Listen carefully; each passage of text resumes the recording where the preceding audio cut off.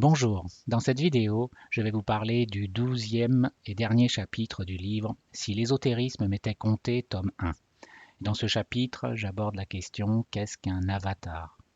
Un avatar, ce sont ces êtres qui ont terminé le règne humain, donc qui ont maîtrisé totalement leur personnalité et qui sont donc passés dans le règne spirituel. Mais un avatar, c'est aussi une personne du règne spirituel qui revient en interaction avec le règne humain pour apporter son aide.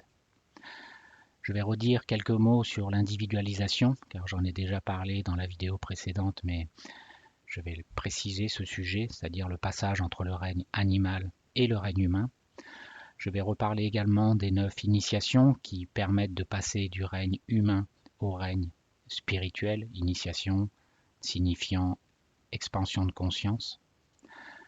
Comment interagit un avatar avec le règne humain, car quand un être a terminé son évolution, il est plus dans les plans de la personnalité. Donc comment fait-il pour venir s'incarner sur Terre et ou aider l'humanité? Et puis je vais terminer en parlant des initiations de Jésus, des initiations du Christ, il y a 2000 ans, et puis le potentiel retour du Christ. Qu'est-ce que l'on peut dire à ce sujet? Le mot avatar est un mot sanskrit signifiant littéralement qui descend de très haut. La racine av semble toujours indiquer l'idée de protection d'en haut. Le mot racine peut signifier qui descend avec l'approbation de la source supérieure d'où il émane et au profit du lieu où il arrive. Un avatar, c'est un être qui, ayant d'abord développé sa propre nature humaine et divine, et l'ayant transcendée, est capable de refléter un principe cosmique ou énergie divine qui produira l'effet désiré sur l'humanité. Cette énergie peut être engendrée au sein de la famille humaine et focalisée sur un messager apte à répondre à cette énergie.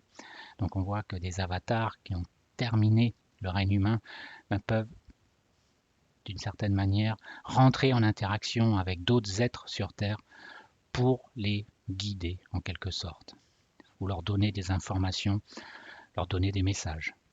Elle est toujours centrée sur une entité qui se manifeste. Donc un avatar, c'est non seulement quelqu'un qui a terminé son évolution humaine, mais qui va revenir aider l'humanité. Elle est toujours suscitée par une demande ou un appel de masse et provoque une réponse et des changements subséquents dans l'activité vitale, la culture et la civilisation de l'humanité. Alors disons quelques mots sur l'individualisation. Donc l'individualisation, j'en ai parlé dans la vidéo précédente, c'est le passage entre le règne animal et le règne humain. Les animaux ont un corps physique, les êtres humains ont également un corps physique. Les animaux ont un corps éthérique, énergétique. C'est ce qui va donner la vie, qui va permettre le mouvement de ce corps physique qui n'est que matière. Dans le règne humain, il y a également un corps éthérique. Un animal a également un corps astral, émotionnel. Un humain a également un corps astral. Par contre, dès qu'on arrive dans le plan mental, eh bien, un animal a un corps mental, mais uniquement à l'état latent. Ça veut dire qu'il n'est pas encore activé, il est en formation, mais il n'est pas encore activé par lui-même, donc il ne peut pas encore l'utiliser, car il ne l'a pas encore enclenché en quelque sorte, alors que l'humain a ce mental en cours d'élaboration et qui est totalement activé. Et ce qui fait que le fait que ce corps mental ne soit pas activé, l'animal, lui, fait partie de ce qu'on appelle une âme groupe, c'est-à-dire qu'il y a plusieurs animaux qui vont partager la même âme groupe, alors que pour un être humain, on appelle ça une individualisation, car un être humain devient unique, il devient une individualité à partir du moment où il a son propre corps causal. Donc les animaux n'ont pas leur propre corps causal, car ils font partie d'une âme groupe. Et donc le passage de l'individualisation, c'est donc à partir de cette âme groupe, devenir unique, donc devenir un individu, une individualité. Et donc les animaux, quand ils vont se rendre aptes, quand ils auront terminé leur règne animal, eh bien, vont pouvoir développer, activer ce corps mental qui contient un mental inférieur, c'est-à-dire l'intellect, le mental supérieur, le corps causal, va pouvoir l'activer et créer son propre corps causal. Donc, un animal a plus, une âme groupe est associée à une âme groupe, un être humain est associé uniquement à son propre corps causal, ce qui signifie que ce que fait un humain eh bien, n'a d'impact que sur lui, alors ce que fait un animal a un impact sur toutes les entités qui partagent la même âme groupe. Donc l'individualisation, c'est le passage entre ce règne animal et règne humain. Quand un ego se forme, les trois aspects de la triade supérieure, Atma, Buddhi, Mana, doivent être présents. Le premier contact, cependant, peut se faire par un quelconque des trois ainsi qu'il suit, entre le mental inférieur et le mental supérieur, entre le corps astral et bouddhique, le corps de l'intuition, ce qu'on appelle aussi l'âme spirituelle, entre le corps physique et Atma, c'est-à-dire le corps atmique, l'esprit. Dans le premier cas, l'animal s'individualisera par l'intelligence, dans le second, par l'émotion, et dans le troisième, par la volonté. Alors qu'est-ce que ça veut dire? À chaque fois que je représente les plans, on part du dense au totalement non dense, c'est-à-dire totalement éthéré. Mais en fait, donc je les montre à la verticale, mais en fait, je l'ai déjà précisé plusieurs fois, ces plans, il faut les considérer comme différents octaves, comme des trinités. Et donc, quand on les met, non pas à la verticale, mais quand on les met sous forme d'octaves, on voit qu'il y a des liens qui se font au niveau de la verticale. C'est-à-dire qu'on voit qu'ici, le mental inférieur va être relié au mental supérieur, au corps causal. On voit que le corps astral va être lié au corps bouddhique et également au corps monadique, car ils sont dans la même ligne. Il faut comprendre ces différents corps, ces différents plans, comme étant, oui, les mêmes notes de musique, mais un octave supérieur. Donc quand on change de règne, c'est juste qu'on change d'octave, c'est qu'on passe un cran plus haut. Et il y a également un lien entre le corps physique et le corps atmique, c'est-à-dire l'esprit. Si un animal a été associé avec un être humain chez lequel l'émotion n'est pas prédominante mais dont l'activité est de nature mentale, le corps mental naissant de cet animal sera stimulé par cette association et il est probable que l'individualisation se fera par l'intelligence, à cause des efforts mentaux faits par l'animal pour comprendre son maître. Si au contraire le maître a été un émotif, aux fortes affections, il est probable que l'animal se développera surtout par son corps astral, et que la scission finale avec son âme groupe sera causée par un accès de tendresse soudaine et intense qui atteindra l'aspect bouddhique de sa monade flottante et amènera à la formation de l'ego. L'ego, c'est le corps causal, l'âme humaine en quelque sorte. Dans le troisième cas, si le maître a été doué d'une haute spiritualité ou d'une volonté tenace, l'animal éprouvera pour lui beaucoup d'affection et d'admiration, mais il sera stimulé surtout par sa volonté. Ceci se traduira dans le corps physique par une activité intense, une résolution indomptable d'atteindre son but et cela surtout au service de son maître. Donc tout ça pour dire qu'il y a trois moyen de faire le premier pas pour un animal dans l'individualisation, c'est-à-dire de devenir un individu, de passer dans le règne humain. Soit utiliser son intelligence, donc en faisant un pont entre le mental inférieur et le mental supérieur, soit en utilisant les émotions, en faisant un pont entre le corps astral et le corps bouddhique, l'âme spirituelle, ou soit par une forte volonté, passant directement du plan physique, du corps physique, vers le corps atmique, c'est-à-dire notre esprit. Parlons maintenant des initiations. La première initiation. Le sentier de l'épreuve, de l'approbation, précède le sentier de l'initiation et marque cette période de la vie d'un homme lorsqu'il se met nettement du côté des forces de l'évolution et travaille à la formation de son caractère. Il se prend en main, cultive les qualités qui lui manquent et cherche avec diligence à avoir l'emprise sur sa personnalité.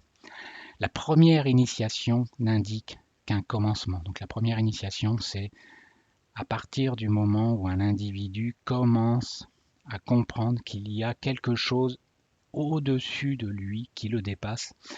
Il ne sait pas encore ce que c'est, mais c'est qu'il sent qu'il fait partie d'un tout. Il sent qu'il fait partie, qu'il n'est pas juste là mis par hasard, qu'il n'erre pas dans un monde totalement créé, basé sur l'aléatoire, mais qu'il y a une raison à toutes ces choses. Il ne comprend pas ces raisons, il ne sait pas quelle c'est, mais il sent qu'il y a quelque chose qu'il doit ou qu'il peut être amené à aller rencontrer. Une façon de vivre, de penser, de se conduire correctement a été acquise. Nous appelons cette formation le caractère. Donc à partir du moment où un être commence à comprendre qu'il n'est pas là par hasard, mais qu'il a un but, et il va commencer à chercher non pas à faire n'importe quoi dans sa vie, mais commencer à améliorer sa manière de se comporter avec les autres. Donc le premier travail à faire, c'est le travail sur sa propre personnalité, c'est modifier notre caractère, modifier notre façon de réagir face aux autres, face à tout le monde. Pendant que l'homme se trouve sur le sentier de l'épreuve, on lui apprend principalement à se connaître lui-même, à constater ses faiblesses et à les corriger. On lui apprend à travailler d'abord comme une aide invisible, et il est en général occupé pendant plusieurs vies à ce genre de travail. L'enfant qu'elle porte vient de l'Esprit Saint, c'est lui, en effet, qui sauvera son peuple de ses péchés.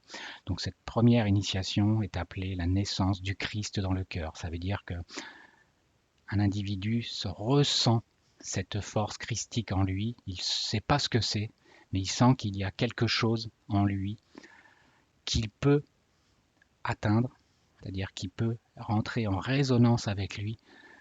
Même s'il ne la comprend pas, eh bien, il va forger petit à petit son caractère pour essayer de comprendre ce que signifie cette force christique qui devient en lui. Et donc pour ça, il va falloir apprendre à maîtriser le corps physique, maîtriser les pulsions, maîtriser les différentes étapes de notre personnalité.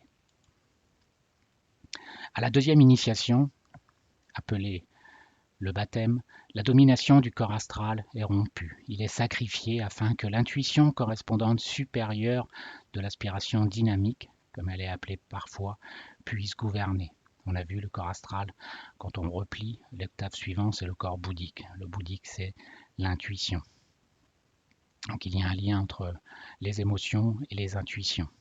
Quand on maîtrise ces émotions, on peut avoir, c'est comme ça qu'on laisse venir les intuitions. Donc cette deuxième initiation, ça va être la maîtrise du corps émotionnel. Ou du moins, ne plus se laisser contrôler par ses émotions, mais commencer à chercher à les contrôler. Dès que Jésus fut baptisé, il remonta de l'eau, et voici que les cieux s'ouvrirent. L'eau, alors l'astral, le plan astral, est toujours associé à l'eau. Et les cieux, c'est le plan mental. Quand on parle du 7e ciel, je l'ai dit lorsque j'ai parlé des plans, des densités, il y a toujours, chaque plan ici fait 7. C'est pour ça que des fois, il y a 2 sous-plans. Par exemple, le plan physique, il va y avoir 3 sous-niveaux, 3 sous-plans, et puis 4 sous-plans dans le plan éthérique, mais toujours, chaque case fait 7 sous-plans. Donc quand on parle du 7e ciel, c'est quand on se rapproche de cette âme spirituelle du plan bouddhique, c'est-à-dire l'octave supérieure, le règne spirituel. Donc quand on dit qu'on va atteindre le 7e ciel, c'est qu'on est proche d'atteindre le règne spirituel. À la 3e initiation, celle de la transfiguration, la domination de la personnalité dans les 3 mondes est brisée, afin que le fils du mental, l'âme, puisse se substituer finalement au mental inférieur concret qui jusque-là dirigeait. De nouveau, uniformément à la loi de sacrifice, la personnalité est libérée et devient simplement un agent de l'âme. Donc la transfiguration, ça, c'est la domination de la personnalité, c'est-à-dire la personnalité, ce sont tous ces 4 sous-plans, physique, éthérique, astral, mental, les plans de la personnalité, les plans du champ de l'expérience, qui sont dominés par l'être et non pas l'être ne se laisse pas dominer par les pulsions ou par les émotions ou par un intellect trop exacerbé qui le fait tourner en rond et qui lui empêche justement de connecter sa partie intuitive. Il fut transfiguré devant eux, son visage resplendit comme le soleil et ses vêtements devinrent blancs comme la lumière. Blanc comme la lumière parce que quand on va être transfiguré, eh bien, la lumière peut passer, c'est-à-dire que quand on est sous l'emprise de ces corps de la personnalité, c'est que quelque chose, on fait résistance à l'appel des plans supérieurs. À partir du moment où on ne fait plus résistance, eh bien on devient limpide comme du cristal, et donc on devient transparent, et la lumière peut passer, et là, tout ce qui vient d'en haut peut nous parler, peut nous diriger. Donc l'important à faire pour pouvoir justement maîtriser tous ces corps, tous ces plans, eh bien c'est de les rendre transparents, c'est de permettre à la lumière de passer à travers eux sans interférence, sans résistance. Trois paires d'opposés, physique, force dense et éthérique, sentier de la purification, donc purifier, éviter, ne plus avoir de pulsions, ne plus laisser ces pulsions nous diriger. Astral, dualité, sentier de l'état du disciple, ne plus laisser nos émotions nous diriger, essayer de contrôler, de dominer nos émotions, comprendre pourquoi nous avons ces émotions, mais ne pas les laisser avoir de l'emprise sur nous, s'en servir comme un outil, mais pas comme quelque chose qui nous dirige. Mental, ange de la présence et gardien du seuil. Ange de la présence et gardien du seuil, l'ange de la présence, c'est justement l'âme humaine qui se trouve dans ce corps causal, qui va se réincarner dans les personnalités, qui nous parle. Le gardien du seuil, ce sont toutes les mémoires de nos personnalités qui ont été manifestées par cette âme humaine. Donc toutes les raisons de faire que nous soyons devenus des personnalités qui vont se cristalliser et donc qui nous empêchent en quelque sorte de sortir de cet état. C'est tout. Donc ce qu'on appelle le gardien du seuil, c'est pas quelque chose de mal, c'est juste la mémoire de tout ce que nous avons vécu en personnalité et que nous n'avons pas encore dépassé. Donc c'est ce qui va nous empêcher justement de passer, c'est un gardien du seuil parce que ça va nous empêcher de franchir le seuil pour aller dans le règne spirituel. Car si on veut aller dans le règne spirituel, il faut être capable de lâcher toutes les bonnes raisons pour lesquelles nous nous sommes incarnés en tant que personnalité.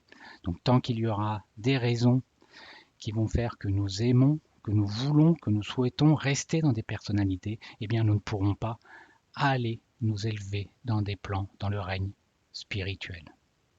Donc c'est pour ça qu'on appelle ça le gardien du seuil, car par toutes ces mémoires, par tous les plaisirs qui ont été donnés en tant que personnalité, eh bien, en quelque sorte, il fait barrage à l'évolution parce qu'il dit à l'être, en fait, tu vois, on est bien dans notre plan de la personnalité, on a fait des belles choses.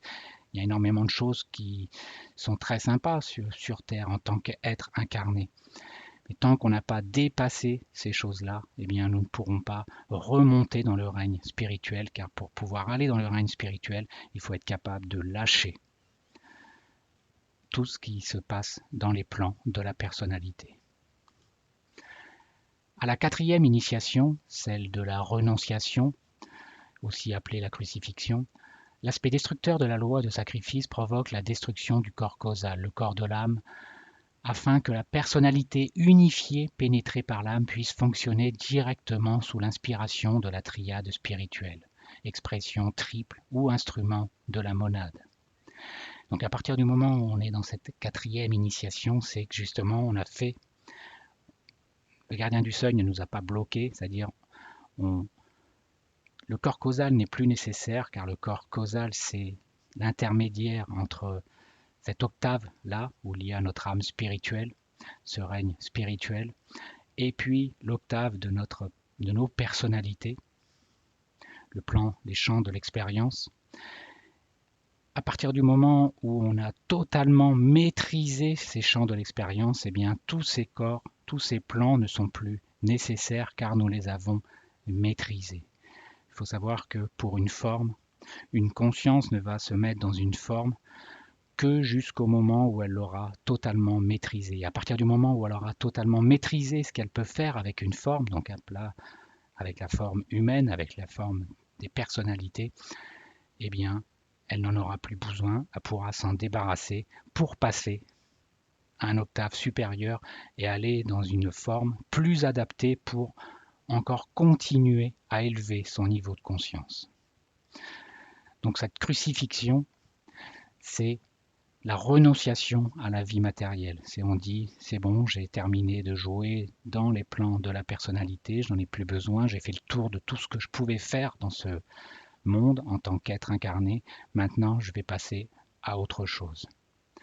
Afin que la personnalité unifiée puisse fonctionner directement sous l'inspiration de la triade spirituelle qui est donc l'octave supérieure de ce qui nous anime en tant qu'être incarné, en tant qu'individualité. La vie de l'homme qui reçoit la 4e initiation, appelée la crucifixion, est habituellement une vie de grand sacrifice et de souffrance. C'est la vie de l'homme qui fait la grande renonciation et même exotériquement, elle apparaît intense, difficile et douloureuse. Il a tout déposé sur l'autel du sacrifice, même sa personnalité devenue parfaite se trouve dépourvue de tout. Il a renoncé à tout, aux amis, à l'argent, à la réputation, à la renommée dans le monde, à la famille et même à la vie elle-même. Car pour pouvoir passer dans ce règne-là, il faut renoncer à tout ce qui existe dans les plans de la personnalité. Il y a lieu de signaler qu'il existe 3 types de travailleurs hiérarchiques. Les âmes, c'est-à-dire les initiés qui ont pris la 4e initiation de la renonciation et chez qui le corps de l'âme, le corps causal, a été détruit. Ce sont les gardiens du plan. Donc il y a des êtres qui sont uniquement dans ce plan-là, qui n'ont plus de corps causal car ils n'en ont plus besoin. Et eux sont capables, étant donné qu'ils sont passés par le règne humain précédemment, de comprendre comment des êtres peuvent faire pour faire la même chose que ce qu'ils ont fait. Donc ils vont pouvoir servir de guide en quelque sorte. Les personnalités pénétrées par l'âme, ce sont les disciples et les initiés des 3 premières initiations, par l'intermédiaire desquelles les âmes travaillent à l'accomplissement du plan. Donc il y a des êtres qui savent qui aimeraient aussi rejoindre cette octave supérieure, ce règne spirituel, et donc ces êtres qui ont déjà fait le travail précédemment vont pouvoir les guider en quelque sorte. Les aspirants intelligents qui ne sont pas encore des personnalités pénétrées par l'âme, mais qui reconnaissent la nécessité du plan et recherchent le bonheur de leurs semblables. Ce pont, en fait, ce qu'on appelle le pont arc-en-ciel, Antakarana, entre le règne humain, c'est-à-dire le règne de la personnalité, les plans de la personnalité, et puis le règne spirituel, la triade supérieure. On appelle ça donc le pont arc-en-ciel, Antakarana. Cet Antakarana est le résultat de l'effort uni de l'âme et de la personnalité travaillant ensemble, consciemment, car, je l'avais dit aussi précédemment, toute cette remontée vers le règne spirituel doit se faire en conscience. Personne ne va nous obliger à aller dans ce règne spirituel. Ça doit être choisi consciemment à construire ce pont. Lorsqu'il est terminé, il existe un rapport parfait entre la monade et son expression sur le plan physique. Donc en fait, toute cette triade et ce qu'il y a sur ce plan-là, c'est là, comme je l'ai dit précédemment, ce sont des octaves. Donc ce qui est en bas, c'est un reflet de ce qui est en haut. Et pour pouvoir faire ce pont, eh bien, il faut rentrer en résonance avec ce qui se trouve au-dessus.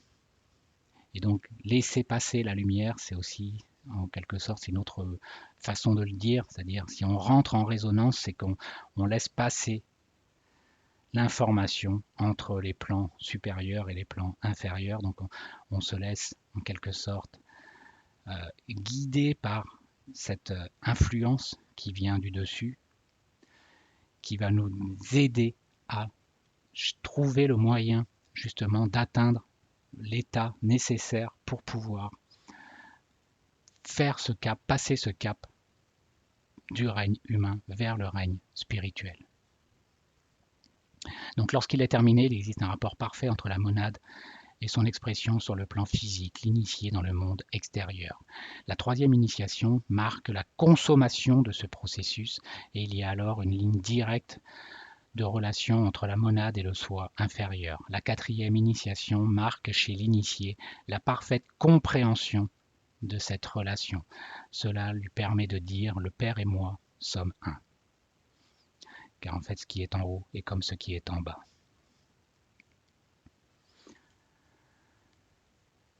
Il existe 3 moyens par lesquels l'ego peut se développer et influencer sa vie. Le développement se fera non seulement dans l'esprit mental inférieur, mais aussi dans l'esprit mental supérieur. Se servir des émotions d'un ordre élevé telles que l'affection, le dévouement, la sympathie pour éveiller le principe bouddhique. La volonté est appelée à agir et le corps physique réagit sur la matière atmique. On connaît fort peu de choses sur ce moyen d'opérer. Donc tout comme c'est le cas lors de l'individualisation, c'est-à-dire le passage entre le règne animal au règne humain, eh bien, le premier pas dans le règne spirituel peut être fait par 3 moyens différents, suivant comment les personnalités, comment l'âme humaine s'est comportée, qu'est-ce qui est plus facile pour elle. Ça veut dire, bon, par contre, pour pouvoir faire ce passage, il faut avoir maîtrisé tous ces corps, mais il peut y avoir certaines facilités. Des êtres peuvent avoir plus ou moins activé l'intelligence, ou plus ou moins activé leur corps émotionnel, ou plus ou moins activé leur volonté.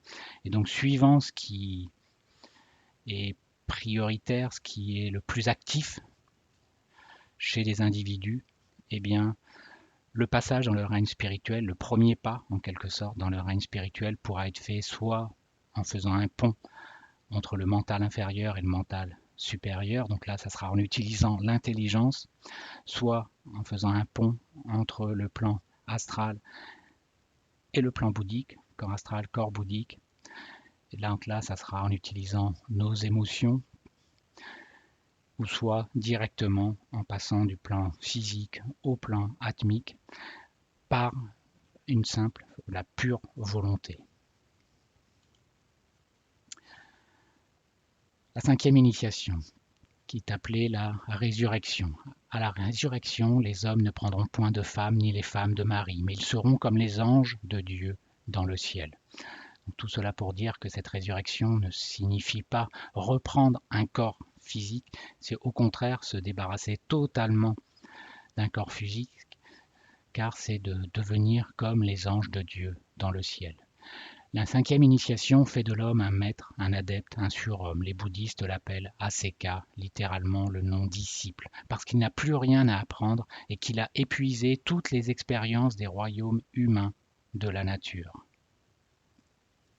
Donc résurrection, c'est renaître dans un corps spirituel, se libérer justement de la forme, de tout corps matériel.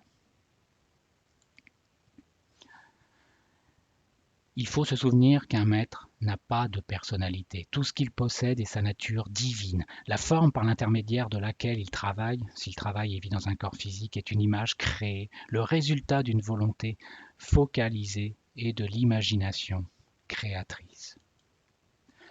L'exclamation du Christ « Père, que ta volonté soit faite et non la mienne » indiquait la réalisation de sa destinée monadique. Il renonça à l'âme et reconnut véritablement et définitivement la monade comme point de centralisation.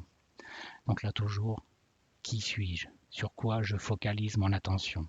Si je focalise mon attention sur l'un des corps, l'un des plans du monde de la personnalité, que ce soit physique, éthérique, émotionnel ou mental, eh bien, je vais rester dans ce plan. Si je focalise mon attention vers un point, vers ma monade, eh bien, je vais pouvoir m'élever et rentrer en résonance avec cette monade.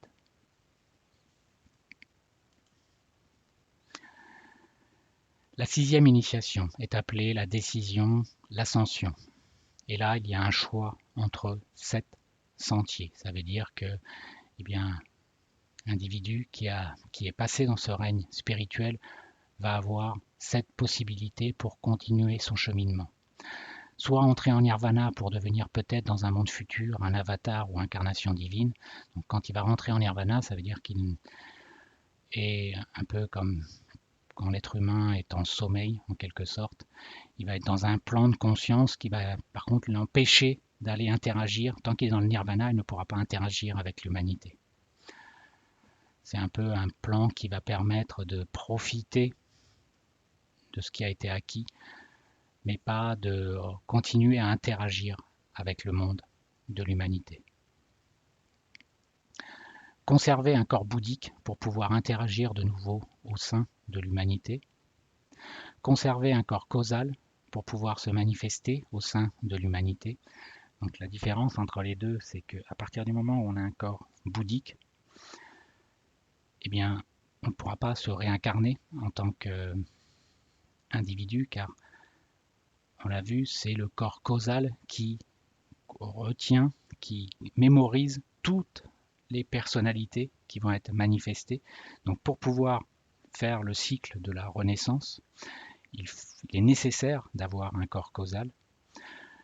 Donc si l'individu a son propre corps causal, il pourra faire revenir, se réincarner sur Terre comme un être normal en quelque sorte, en passant par le cycle des renaissances. S'il a uniquement un corps bouddhique, il ne pourra pas faire cette renaissance, mais il faudra qu'il passe par d'autres moyens, soit qu'il se crée un propre corps temporaire, car en étant dans le plan où il est capable de se créer son propre plan de manifestation, son propre corps de manifestation et apparaître, ou alors il va pouvoir utiliser le corps qui seront prêtés par d'autres individus, qui seront aptes à recevoir son énergie. Rester membre de la hiérarchie occulte, passer à la chaîne planétaire suivante pour aider à la construction des formes.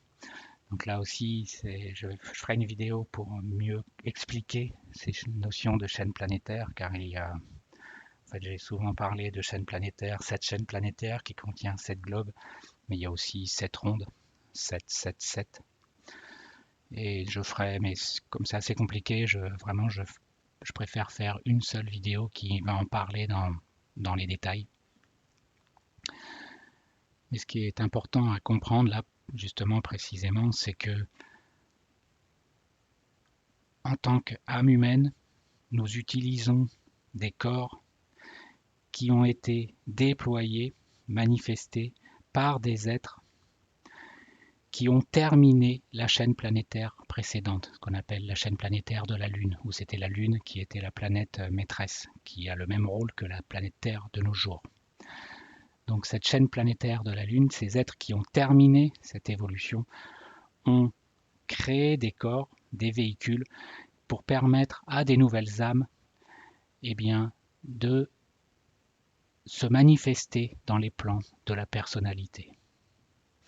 Eh bien, à partir du moment où un être va terminer son évolution, il pourra faire la même chose, c'est-à-dire que les êtres qui ont terminé cette évolution, qui vont passer dans le règne spirituel, vont pouvoir aussi créer des corps qui pourront servir de véhicules pour les nouvelles âmes qui arriveront dans la prochaine chaîne planétaire. Il y a aussi la possibilité d'entrer dans l'évolution d'Eva. Donc là, pour faire simple, il y a 2 manières d'évoluer. L'évolution humaine, ce n'est pas l'évolution naturelle en quelque sorte, car nous sommes de nature triple. Une évolution naturelle est plus de nature double, comme les Devas, Devas, anges en quelque sorte. L'évolution angélique, c'est une évolution qui n'est pas basée sur l'évolution de conscience, prise de conscience, comme c'est le cas dans l'humanité. L'humanité évolue par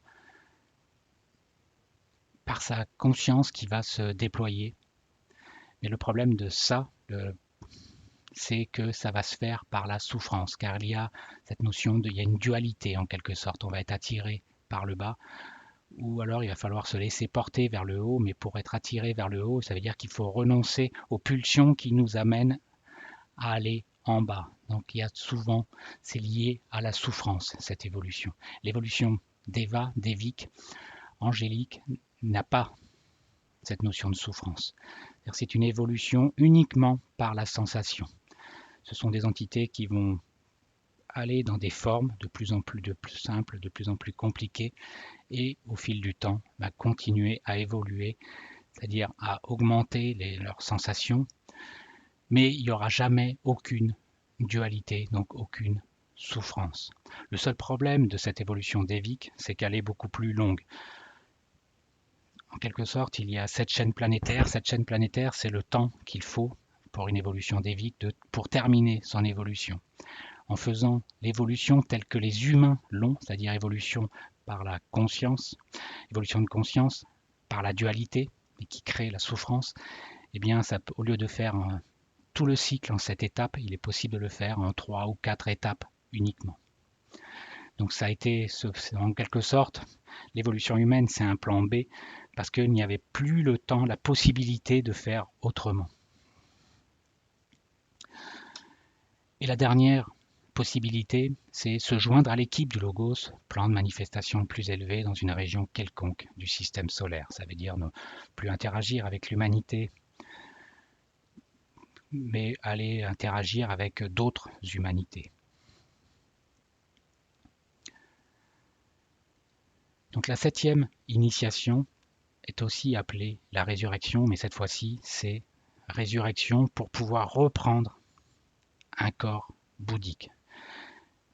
Pourquoi cela?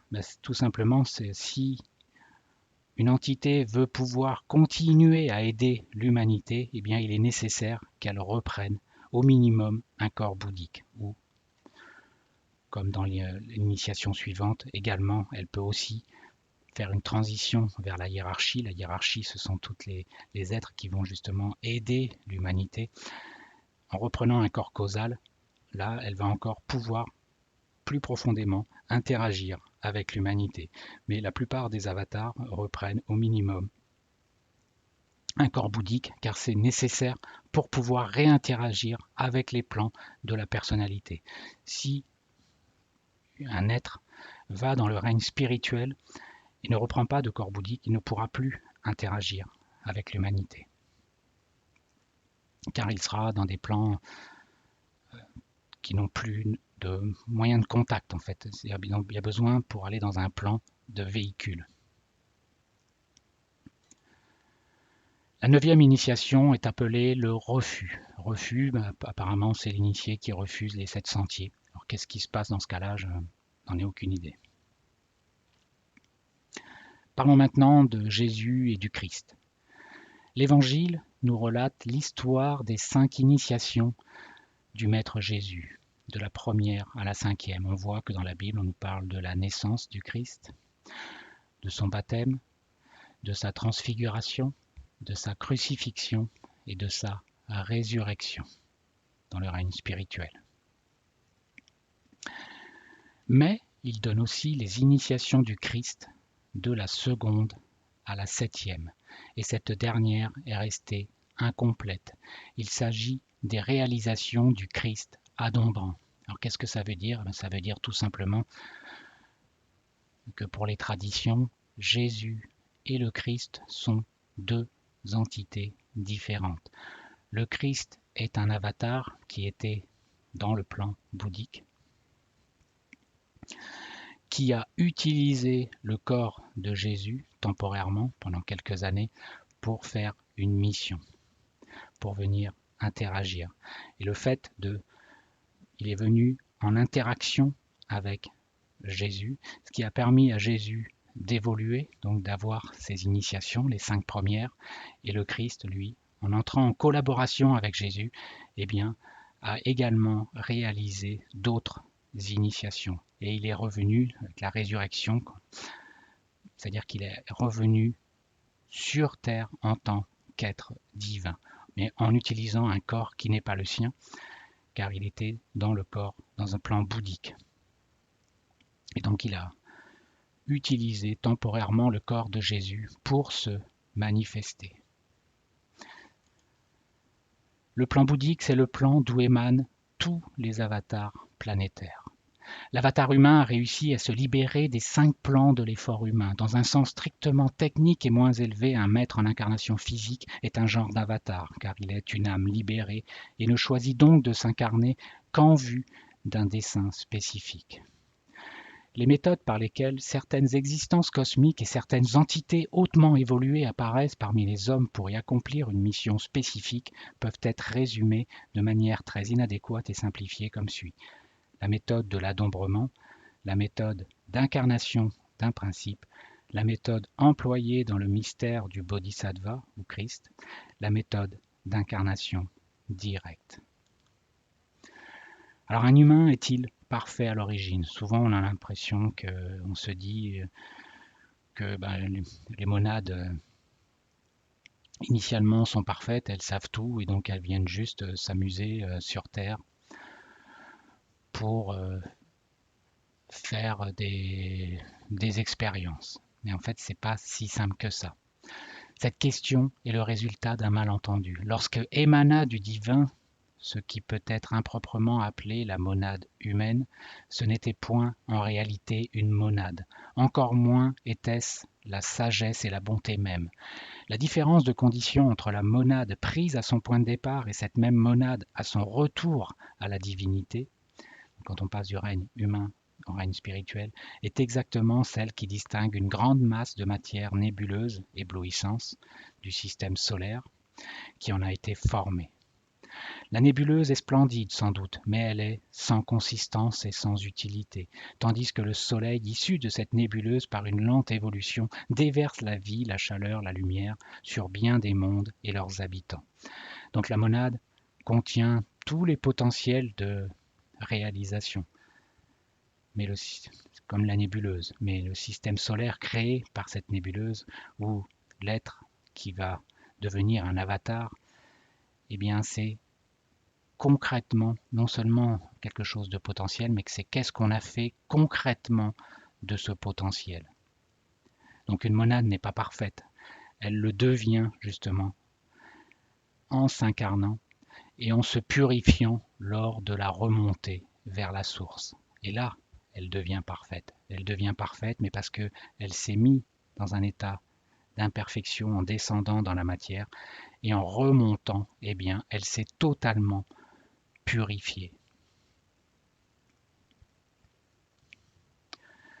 En fait, l'évolution peut se résumer en une seule phrase. Elle n'est qu'un passage de potentialité latente à l'état de pouvoir actif. Toujours la même chose, un état en puissance qui va devenir un état en acte. Donc une potentialité qui va se concrétiser, se manifester réellement. Personne ne nous oblige à accomplir quoi que ce soit contre notre volonté. Aucune force divine n'intervient pour nous obliger à agir dans un sens ou dans un autre. Pour le développement de la conscience, il ne faut aucune pression. Vous devez arriver à discerner ce qu'il y a de meilleur en vous par vos propres moyens. L'intérêt ne suffit pas. Pour évoluer, il faut comprendre nécessairement que les principes supérieurs qui sont en nous représentent ce qu'il y a de meilleur et de plus pur dans l'univers. Tant que ce discernement n'a pas lieu, l'homme se trouve esclave dans les couches de la substance, dans les couches de la personnalité. Alors reprenons les méthodes par lesquelles certaines existences cosmiques, on a vu qu'il y a plusieurs méthodes par lesquelles un avatar peut venir se manifester. Lorsque l'homme a atteint un certain développement et peut servir le monde, il arrive qu'il soit adombré par un grand adepte. Et là, adombrement, il y a 3 types d'adombrement. Soit par l'impression sur le cerveau physique de pensées, de plans de travail, d'idéaux et d'intentions. Donc là, il n'y a pas prise de la personnalité, mais juste des choses qui vont être des informations qui vont être données et qui vont arriver sur le messager comme quelque chose qui vient de son intuition en quelque sorte. Sauf que là, c'est l'avatar qui va avoir donné cette information à une personne pour qu'il puisse aider d'autres personnes par l'adombrement pendant son travail, au cours de ses conférences, lorsqu'il écrit ou enseigne, et par son illumination pour le service. Donc là, ça va être des adombrements temporaires, et où il s'offrera en pleine conscience des lois de son être et de sa nature, et sortira de son corps physique. Donc là, il y a aussi un troisième type d'adombrement, c'est carrément l'entité, l'avatar va prendre le corps d'une personne, d'un être, et pendant ce temps-là, l'être, il ira dans un état, dans un autre plan, en quelque sorte. Il va laisser l'avatar utiliser son corps. La méthode d'incarnation d'un principe. Quand un ego est hautement évolué, il peut choisir pendant une certaine incarnation de travailler principalement au moyen de l'un des 4 principes inférieurs. Lorsqu'il en est ainsi, la vie de l'homme sur Terre est de manière significative celle d'un principe incarné. Il semble faire retentir une seule note et faire résonner une seule tonalité. La méthode d'incarnation directe. De plus, la méthode d'incarnation directe sera employée par certains maîtres et initiés par le processus de la naissance physique, de l'appropriation d'un véhicule ou corps adéquat, ou de la création directe par un acte de volonté. Ceci sera rare. La deuxième méthode sera la plus fréquemment employée. La méthode employée dans le mystère de Bodhisattva ou Christ. L'expression la plus élevée de ce type d'activité fut le don de son corps fait par le disciple Jésus afin que le Christ l'utilisât. Or Jésus, ayant été baptisé, sortit aussitôt hors de l'eau, et en même temps les cieux lui furent ouverts. Il vit l'Esprit de Dieu qui descendit en forme de colombe et qui vint se reposer sur lui. La colombe, c'est le symbole de l'avatar. Donc à partir du moment où Jésus a été baptisé, eh bien le Christ est venu l'adombrer, est venu prendre pendant quelques années son corps pour réaliser sa mission. Par contre, pour pouvoir utiliser une énergie d'un être qui est dans le règne spirituel, donc la puissance du Christ est trop forte pour être incarnée dans un seul être. Il ne peut pas mettre toute son énergie dans un seul être, même si cet être peut être très évolué. Donc, qu'est-ce qui s'est passé au niveau de l'adombrement de Jésus? Très certainement qu'il y a eu d'autres adombrements. Est-ce qu'il y a eu l'adombrement d'autres disciples? Peut-être pas de manière en incarnation directe, mais d'impression, de données, d'informations à d'autres disciples.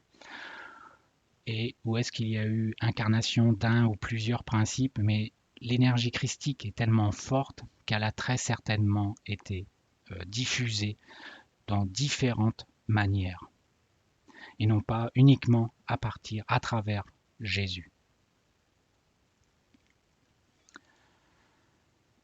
Qu'est-ce qu'on peut dire maintenant sur le retour du Christ? La doctrine des messagers divins, des apparitions divines, des avatars et des sauveurs, dont l'histoire rend un témoignage indubitable, est fondée sur le fait de la continuité de la révélation et sur la succession des manifestations progressives de la nature divine. L'attente mondiale du retour du Christ est basée sur la réalité de cette continuité, sur les apparitions successives des messagers et des avatars, et sur le terrible désarroi de l'humanité des temps présents. C'est la reconnaissance innée de ces faits qui a poussé l'humanité entière à invoquer de façon croissante une forme quelconque d'aide ou d'intervention divine. C'est cette même reconnaissance qui a suscité au centre de la volonté de Dieu est connue, au centre où la volonté de Dieu est connue, l'ordre du retour de l'avatar. En réponse à ce double appel, le Christ a fait connaître à ses disciples dans tous les pays sa décision de réapparaître dès qu'ils auront accompli le travail préparatoire nécessaire. Le Christ terminera son œuvre au moment du second avènement, donc cette 7e initiation. Alors la grande et 7e initiation, qui est double, amour-sagesse, en pleine manifestation, motivée par le pouvoir et la volonté, sera consommer. La mise en pratique de l'enseignement du Christ était impossible à l'époque de son avènement parce que 3 conditions essentielles faisaient défaut, mais celles-ci sont aujourd'hui réalisées. Alors aujourd'hui, c'était au milieu du XXe siècle. Premièrement, une condition planétaire générale qui, malheureusement, à cause de l'égoïsme des hommes, s'est révélée d'une nature si catastrophique que l'humanité a été contrainte de reconnaître la cause et la source du désastre. Alors de nos jours, c'était le cas il y a 100 ans, mais de nos jours, c'est également le cas. Secondement, un réveil spirituel qui devait naître des tréfonds de la conscience humaine et que nous constatons aujourd'hui comme résultat de la Grande Guerre mondiale 14-45. Troisièmement, l'invocation, prière ou demande qui s'élève toujours plus ardente vers les sources spirituelles. Donc pour qu'un avatar puisse se réincarner, il faut certaines conditions. Il faut qu'il y ait des gens qui demandent sa venue, il faut qu'il y ait un réveil spirituel également pour permettre cet accès et des conditions générales qui permettent ce retour. Alors est-ce que de nos jours, il y a ces conditions? Nous le verrons bien. Ne me demandez pas la date et l'heure, mon frère, car je l'ignore. Cela dépend de appel silencieux de tous ceux qui sont rassemblés ont une intention de masse. Cela dépend aussi de l'heure de l'alignement exact et de certains aspects du travail que font actuellement les membres les plus élevés de la hiérarchie. Cela dépend aussi de la ténacité des disciples dans le monde et des initiés travaillant dans les divers ashrams. À cela, il faut ajouter ce que les chrétiens appellent la volonté impénétrable de Dieu, le dessein inconnu du Seigneur du monde qui sait ce qu'il veut. On peut prédire avec certitude que l'avatar viendra, que celui qui le précédera sera le Christ est également certain. En ce qui concerne l'avatar, il s'agira du processus de reconnaissance hiérarchique d'une présence adombrante. Les disciples du monde entier s'apercevront qu'ils sont de plus en plus sensibles à sa qualité, à sa voix et à son enseignement. Dans beaucoup de cas, ils seront adombré par lui, exactement comme autrefois il adombra son disciple Jésus. Par cet adombrement des disciples de tout pays, il doublera sa présence de manière répétée. L'efficacité et la puissance du disciple adombré seront stupéfiantes.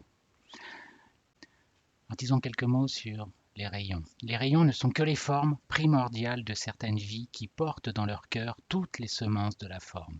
Les hiérarchies sont les multiples groupes de vie à tous les stades de développement et de croissance qui utiliseront des formes. Les rayons sont des véhicules et sont donc des récepteurs négatifs. Les hiérarchies sont les utilisateurs des véhicules. Le rayon est le nom qu'on donne à une force ou à un type d'énergie insistant sur la qualité de cette force présente et non sur l'aspect de la forme qu'elle crée. C'est là la juste définition de ce qu'est un rayon. Donc j'en ai déjà parlé dans une vidéo spécifique, mais il y a plusieurs rayons, principalement 7, et qui vont être en manifestation à différentes époques. Et là, j'en parle juste, je fais juste un aparté pour dire qu'à partir de 2025, il va y avoir le rayon 4 qui va rentrer en activité, qui va rentrer en manifestation. Ce rayon 4, c'est ce qui est appelé l'harmonie par le conflit, c'est-à-dire qu'il va permettre à tous les êtres qui cherchent à évoluer, eh bien, de faciliter cette évolution, qui vont les aider à résoudre justement leur dualité, leur conflit intérieur.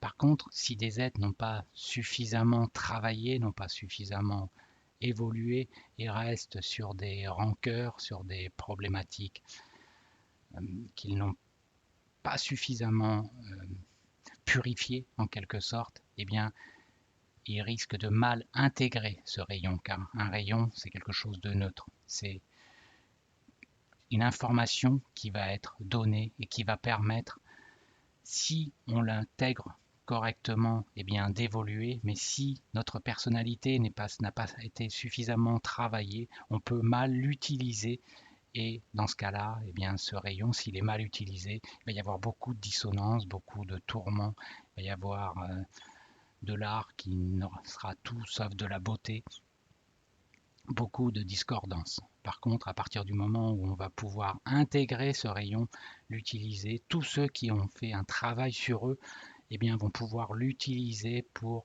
résoudre et continuer de résoudre leur dualité, de harmoniser toute leur dualité. Vous verrez donc par déduction combien peu nombreux sont les membres de notre hiérarchie qui ont pu parvenir à l'état ou la condition de développement justifiant leur participation au Grand Conseil.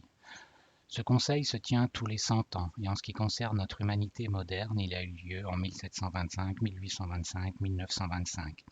Donc le prochain aura lieu en 2025. Lors de ces conseils, ceux qui sont responsables du développement planétaire selon les lignes prédéterminées font leur rapport. Des décisions sont prises quant au développement à venir. Certains types d'énergie cosmique et solaire sont rendus disponibles en vue de l'exécution des plans mettant en œuvre le dessein. Donc on verra bien l'année prochaine qu'est-ce que nous réserve ce conseil. Merci de votre attention.